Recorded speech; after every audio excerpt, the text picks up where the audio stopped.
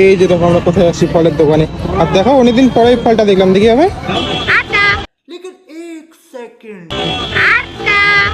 चलिए शुरू करते हैं। সত্যি বন্ধুরা, বাবার এই বিষয়টা কিন্তু আমাদেরকে খুব চিন্তায় ফেলেছে। কারণ বাবা কি অ্যাবনর্মাল নাকি তোতলা, এখন আমরা বুঝতে পারছি না। কারণ বাবার মুখে সব ধরনের কথা করে দেখে শোনাবো, ঠিক আছে? দেখো লাভ লাভ ঠিক তো। যে মাংস ভাত কথাটা বলে, তখন ওর মুখ দিয়ে মাংস ভাত বেরোয়। মাংক ভাই সেই গাছ তো।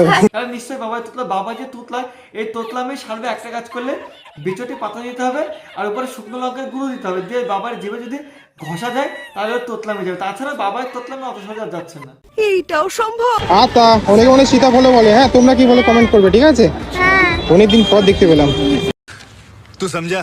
हाँ नहीं तू समझा नहीं। দাদা ওটা আতা ফল নয়, হচ্ছে হাতা ফল। কি বললাম বুঝতে পারলে? তোমার সামনে যেটা দাঁড়ায় আছে নাম হচ্ছে বাবা, ওর নাম করাই। এদিকে হাত আর করাই তুমি পেয়ে গেছো, আর ওইদিকে মাংসটা না, মাংস নিয়ে তুমি মাংস ভাত রান্না করে খাও। কি বললাম বুঝতে পারলে?